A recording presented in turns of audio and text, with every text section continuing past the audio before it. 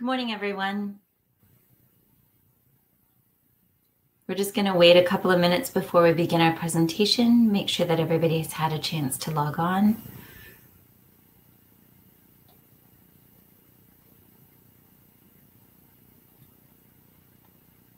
Please let me know where you're joining us from. I know that there's people across the country and different locations, perhaps on an outcan.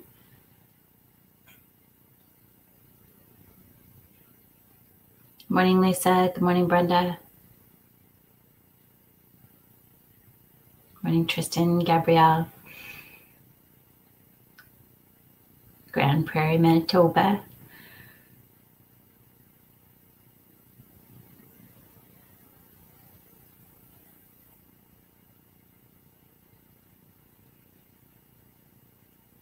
The Jaw. Good morning, Lisa.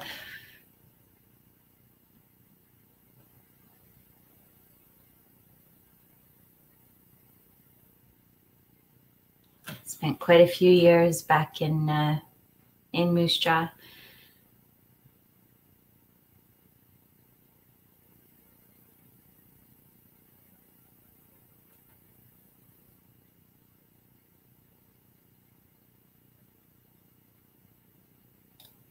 Please take the opportunity to put in any questions or comments into the chat as we go through. And I have some colleagues on the line. If I don't get to the chat to answer your question, perhaps they might filling in as we go through.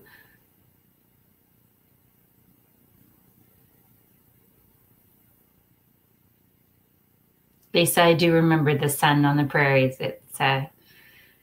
It's very vast, the prairies, both in the sunshine and in the land.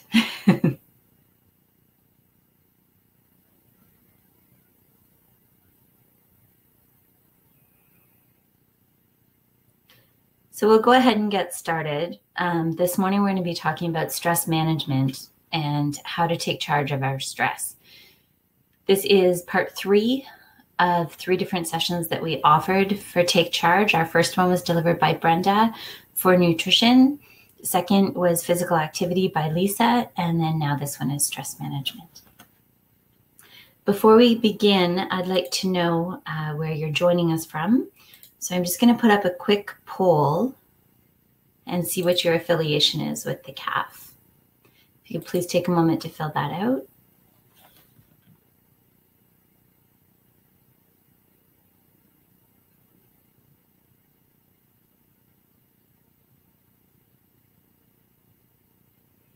Give you another few seconds to fill that in.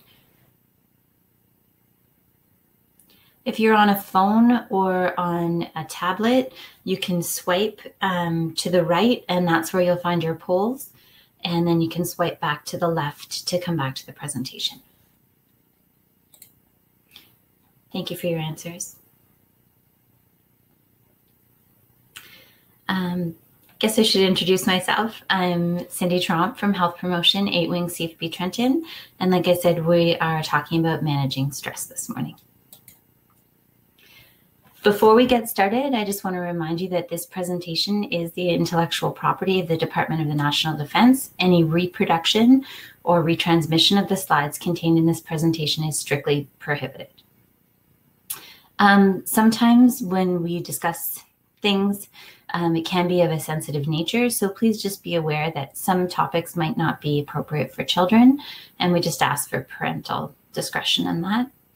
Understand that people's stories are their stories and theirs alone to tell, so just be mindful of, if you're going to learn from other people's stories, not to use names or too much detail when you're chatting and sharing your learning from this. It's not to be discussed really outside of the webinar. This webinar is being recorded and will be available for viewing later on cafconnection.ca. Though your participation is encouraged, you may simply follow along without using the chat if you don't want, and the videos and microphones will be muted throughout. So today we're going to review what stress is, how stress happens, how our lifestyle choices affect our stress. We'll discuss some positive stress management techniques, the relaxation response, and resilience. There are so many different definitions of stress. I'd be interested to hear what your definition of stress is. So if you could just answer in the chat and define stress for me, what you think stress is.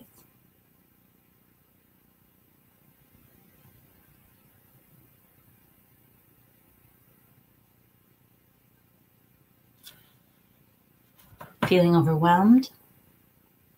Mm-hmm.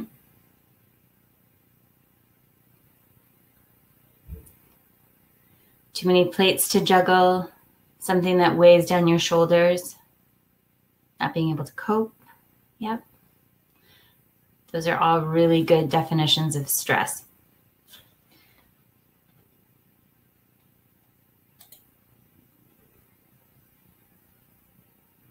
A situation that seems unmanageable and getting worse, yeah? Yeah.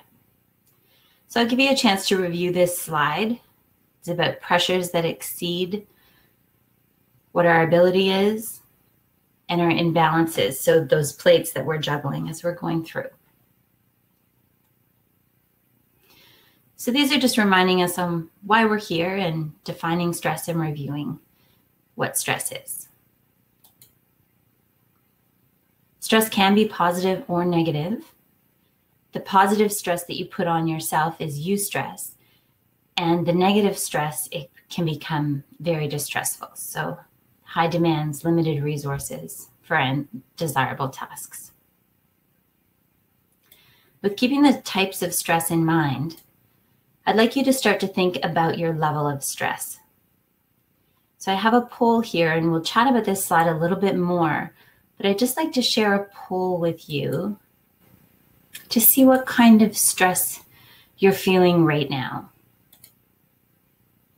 Are you feeling calm over to the left side of the chart? Somewhat calm as you start to climb up that mountain of stress? Do you have that positive stress placed on you, the eustress? Are you reacting to stress as you're starting to come over top, or are you feeling in distress?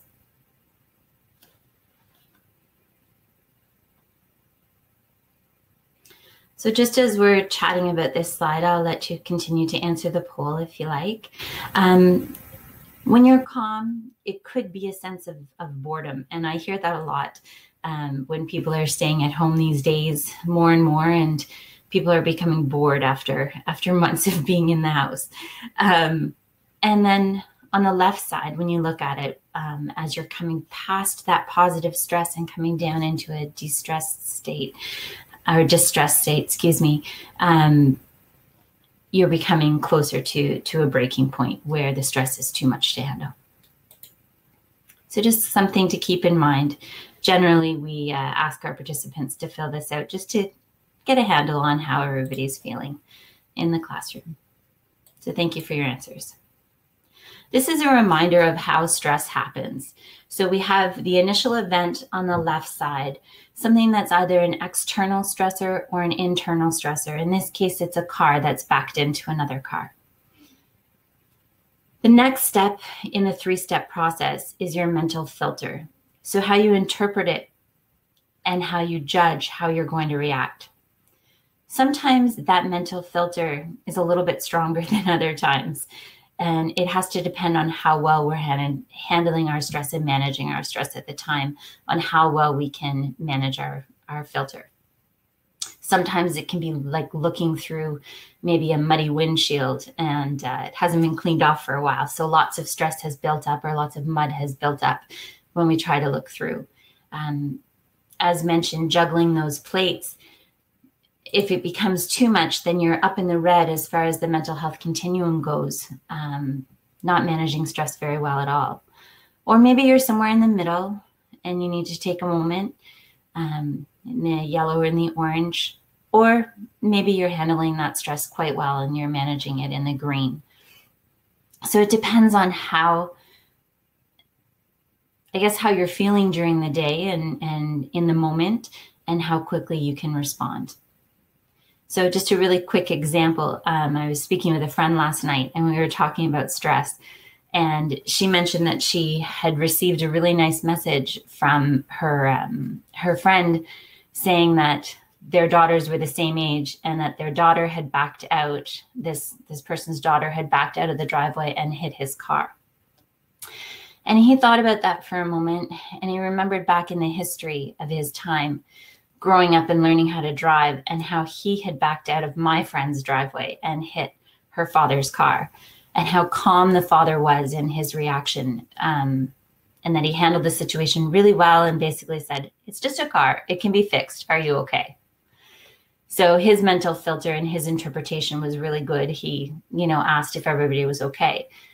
So the gentleman that had written the message basically remembered back to the time on how well his friend's father had handled him hitting the car, and decided to just make sure that his daughter was okay, and that in the end, it was a car and it can be fixed.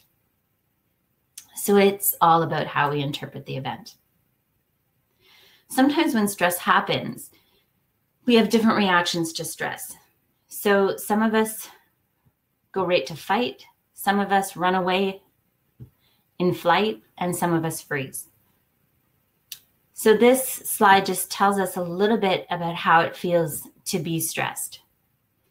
And the picture just depicts that you don't want to be locked into your stress. You don't want to have your horns locked, and you don't want to be continuing in that spiral of stress as you go through. Does anybody have any other reactions to stress that they'd like to share?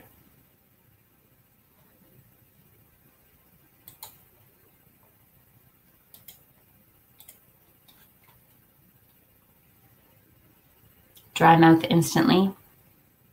You cry, okay. For me, it's that knot in the stomach that I get immediately. Start to feel those physical sensations. Can't sleep. Yes, sleep definitely gets affected. And we'll talk a lot about sleep as we move through the presentation today as well. Clenching, yeah. Thank you.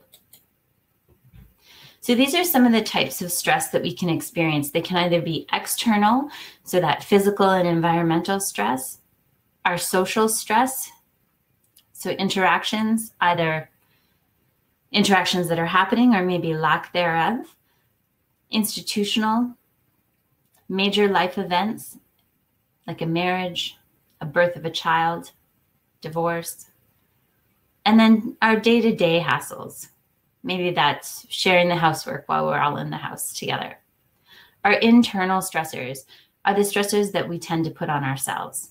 So our lifestyle choices that we choose, our negative self-talk, the mind traps, and then that all plays up with our personality types.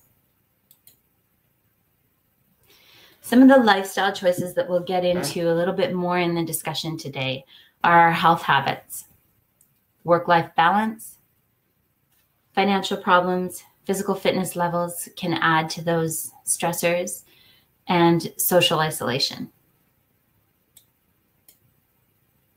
So why should we manage our stress? The more we manage our stress, the more that we can handle what's coming at us in life. It's really key that we develop stress management skills, and in the end, that will help us be happier, healthier, and more productive. Can I ask what your favorite way is to manage your stress? What are you doing to manage your stress right now?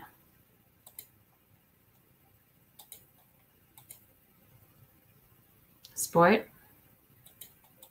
Must be an individual sport right now. What sport are you partaking in?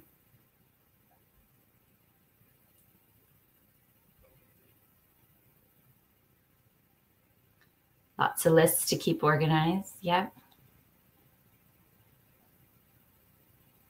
Baking. Thank you for sharing. Sitting out back by the fire, making daily plans, doing your workouts. Perfect. So these are some of the reasons why we should be handling our stress. I think we're well aware that stress does affect our health. It's one of the lead causes of heart disease, cancer, lung ailments, accidents, cirrhosis of the liver, and suicide.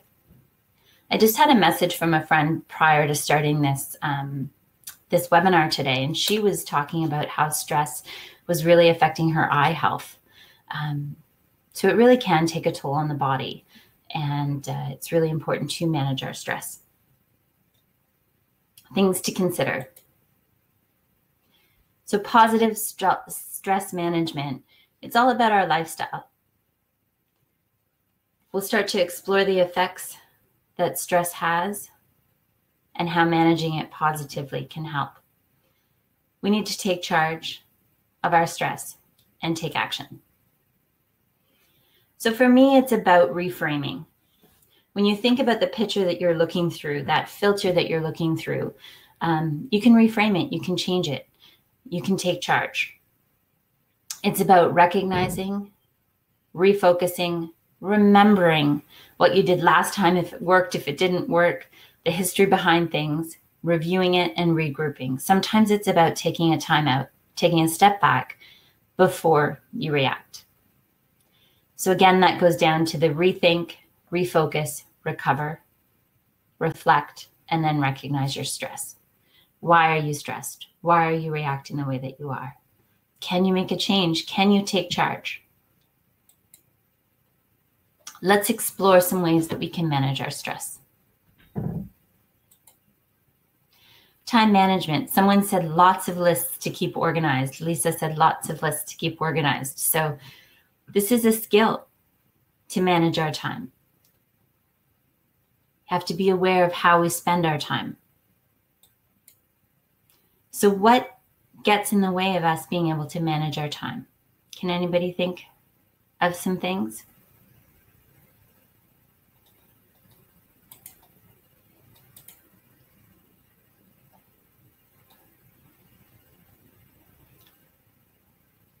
Outside life events, yeah.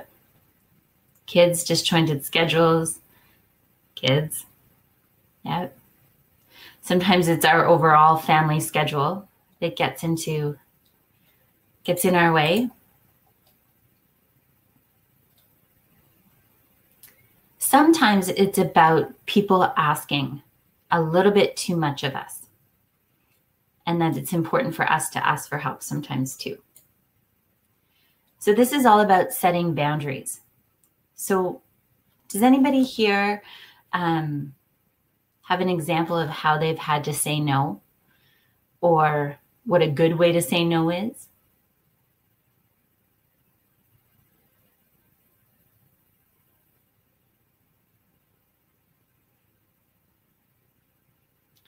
People always want to help. I think it's a natural, innate instinct for people to want to help others. So when we look at boundaries and setting our boundaries, we have to start to self-reflect on how much time we have during the day or our week or our month, and how much time we want to give.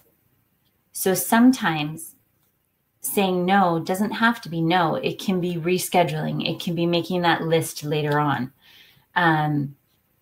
Lisa's saying, I have a lot on the go right now. If there's something you can take off my plate, I can help. Yep.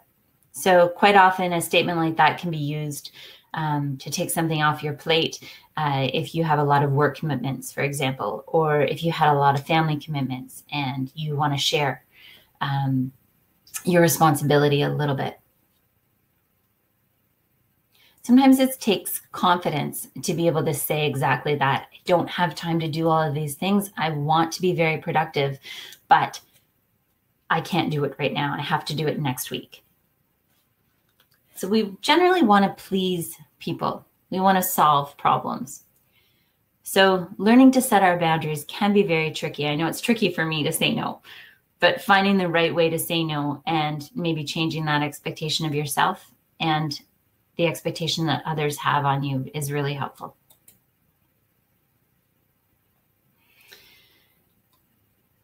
I'll let you review this slide a little bit, but for me, when I read this slide, what jumps out at me is that when people ask for some of our time, it means that they don't have enough time of their own, or they haven't planned accordingly.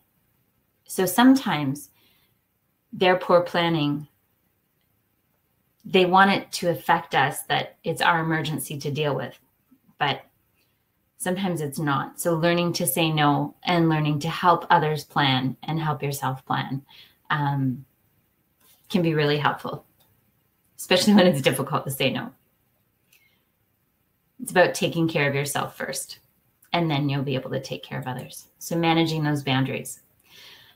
Creating that balance. So this time grid really talks about the things that are urgent and the things that aren't urgent, and the things that are important and not so important. So those distractions that come up. So things that are urgent, there's some examples here, like a sick child, a kitchen fire, family canceling, or some phone calls. You want to be proactive in handling things, so your self-care, short and long-term goals, and your relationship. So that's planning, right? And making it a priority for yourself. There's lots of things that distract us and cause interruptions. Just really be mindful of whether you're wasting your time. So spending time surfing the internet, maybe you're stuck on TikTok or Facebook, or you're not taking the time to be organized. So really have a look at where you're spending your time and creating that balance. Finding the right balance. So creating the boundaries, your own boundaries. Create a time to transition between different tasks so that you're not becoming overwhelmed. And you want to create that balance between work and home life. For those of us who are working from home, these days it can be difficult to create that balance between home and work. So you want to set yourself up those times and that schedule to really focus on when you should be working and when you should be spending time with family. Some other things that really affect us when we're managing our stress, it can be caffeine. So really be aware of your personal sensitivity. If you have too much caffeine, you might actually trigger a stress response. So if you're not sleeping well, and you end up having more caffeine, it actually might make you feel worse. It increases our cortisol. That causes issues with our immune function.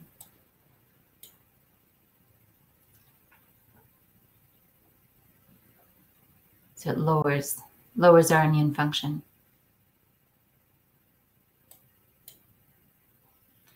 Sleep. If we're not getting the proper amount of sleep, it can affect so many things.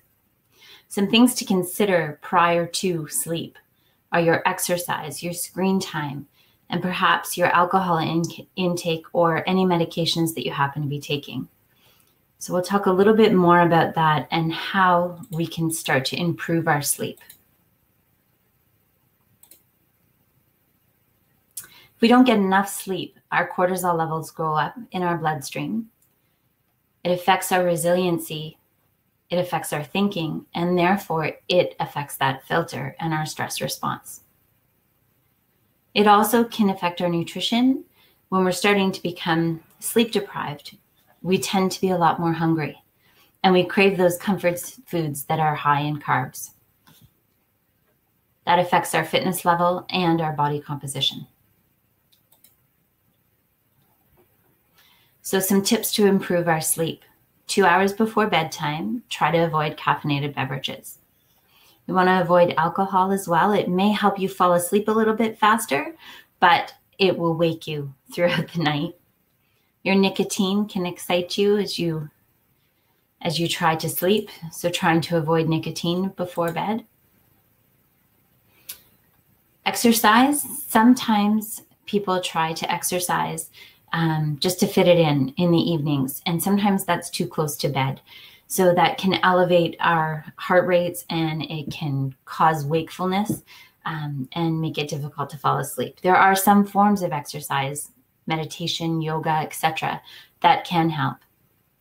And getting out of the habit of that screen time before bed, either watching TV and falling asleep with the TV on or playing on our phones.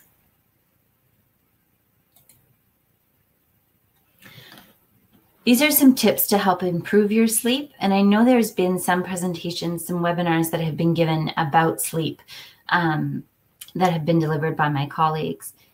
So if you can really stick to a sleep schedule, it will really help improve your sleep. So that means going to bed at the same time every night and waking at the same time every morning. And that includes on the weekends, so that you're keeping that strict sleep schedule. It can really help.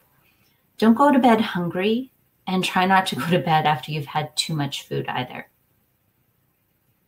That ritual, that relaxation, preparing for sleep. So setting up that sleep routine for yourself as well. What do you do to wind down before bed? Get comfortable. Make sure that it's cool as possible as you can in the house. So our body has to cool down 2 to 3 degrees prior to sleeping. So we do want to keep that room or temperature, they're saying between, well, somewhere around 18 and 20 degrees. So a few other ways to manage your stress and clear your mind prior to bed. It says count your blessings instead of your sheep. Other things we should consider when we're stressed are our limits and our sensitivity levels. And are we dealing with stress in a positive way? When it comes to alcohol consumption, we want to try to stay within our low risk drinking guidelines.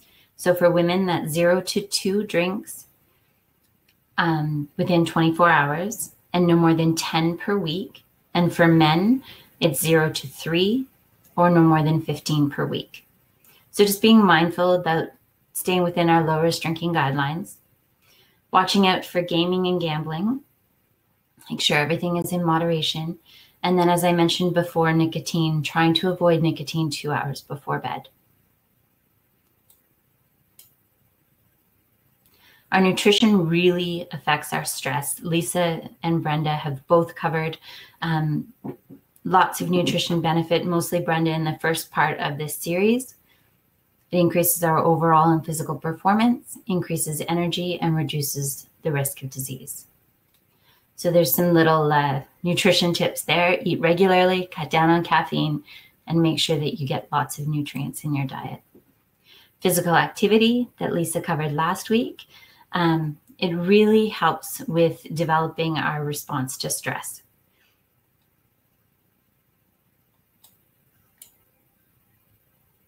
These are some examples of when people tend to work out and exercise.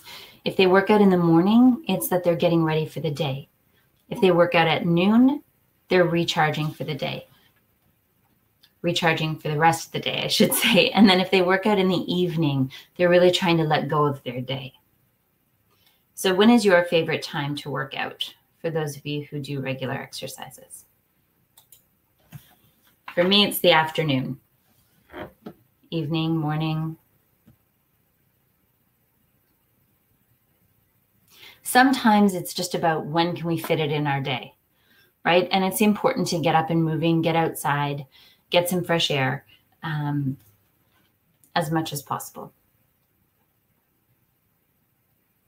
I had a friend one time tell me that the only time of day that she could fit in exercise was at 2 o'clock in the morning. So she would go to bed super early, get up, train, and then go back to bed. To me, there has to be a time that works a little bit better than breaking your sleep up. So it's all about how you can fit it in and manage your time. Financial stress can be a big issue for a lot of us. So I just wanted to remind you that when you're feeling financial stress, that SISIP is here to help you. So you can contact your local SISIP office to help. When we want to manage stress, it's really about ACT. So it's accepting that stress is natural and it happens. It's going to happen day to day. We're going to handle it in different ways. It's about creating a plan and creating almost a practice on how we're going to handle our stress. And then that will really help us take charge. This reframing that I mentioned can help you take charge. So the rethink, refocus, recover, reflect. and then recognize. What can we do? We can identify our barriers. So what are our stressors? Create an action plan. Maybe that action plan means taking some time out to think about it. Create balance in our lifestyle. Set our goals around time management and realistic expectations. Change our perspective. And practice mental fitness exercises. How many of you practice mental fitness exercises or work on your mental fitness?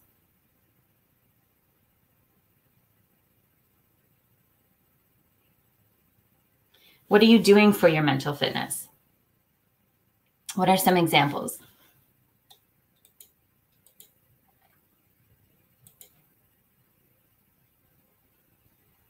Read, play piano, meditation to clear your mind, Sudoku.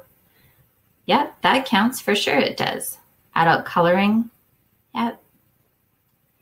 I like to get outside as much as I can. Love to do yoga. Perfect, thank you for sharing.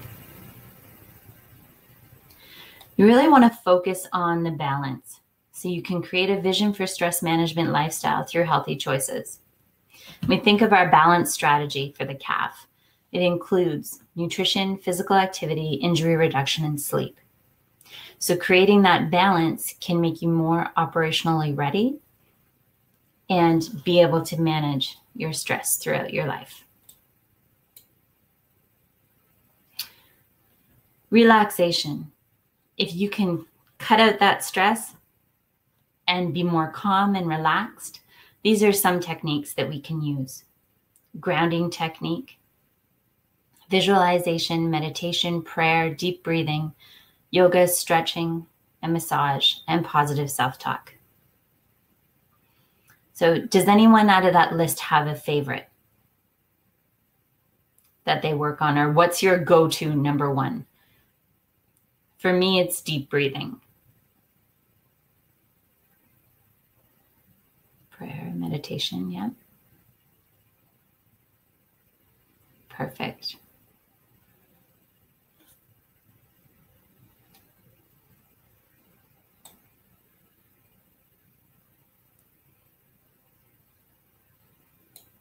Thank you for sharing. These are some 1-minute stress strategies that can help you out. So 5, 4, 3, 2, 1. It's really easy. It takes less than a minute. You look around and you can really tap into your senses. So 5 things that you can see. 4 things that you could touch. 3 things that you could hear.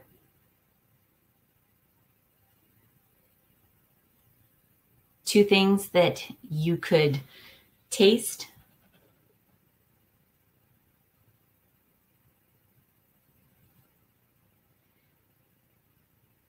So 5 things you can see, 4 things you can touch, 3 things. I'm forgetting these 5, 4, 3, 2, 1s. Help me out, Lisa. What order do you do it in? I do 5C. Hear, touch, smell, taste. I forgot the smell. There you go. Thank you. Laughter. Laughter is a great stress relief. Abdominal breathing and halt. Halt stands for, are you hungry? Are you angry? Are you lonely? Or are you tired? And then switching perspectives. Something you can control, something you can't control. Resiliency. It's really about building resiliency, your ability to bounce back, to move forward, to cope. It can be learned. So that's the positive thing.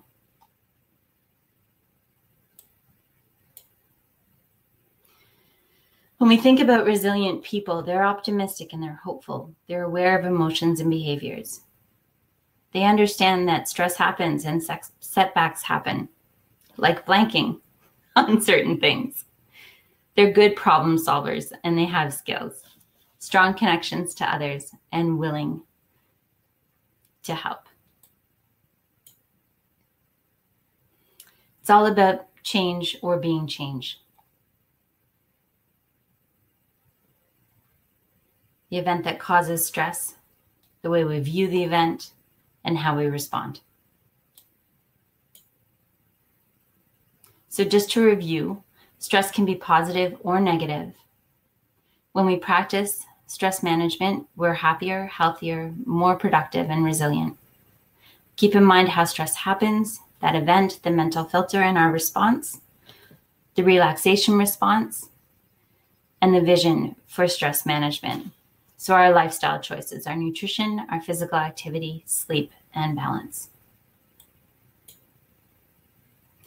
These are some resources that we have available to you. You can feel free to take a screenshot. Remember, when it comes to information on COVID-19, you want to get it from a reliable source. There's lots of false information out there.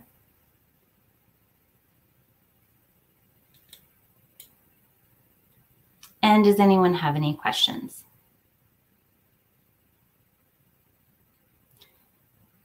If you want to put them in the chat, you can.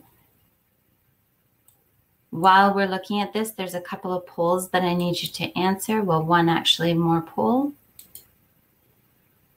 And I'll share that with you now. It's about what you've learned today, whether you can apply it to your daily life.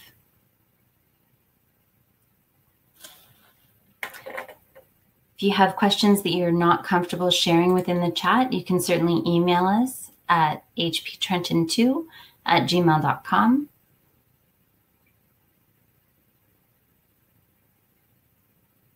And I'll stick around for a few minutes to answer any of your questions.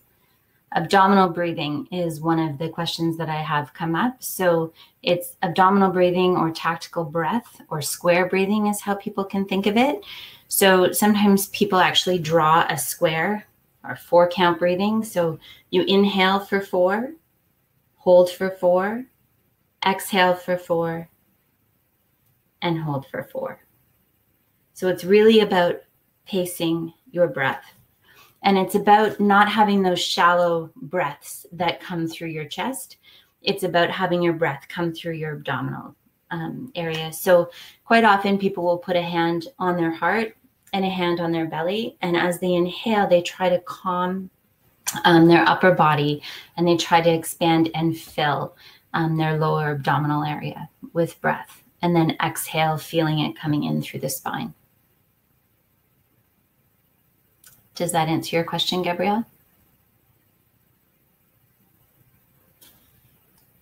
Perfect. That's one of my favorite stress relievers is breath.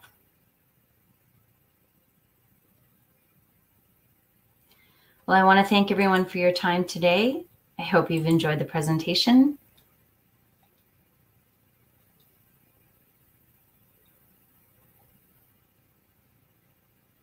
Take care, everyone. Stay safe. Reduce your stress. And thank you once again for participating.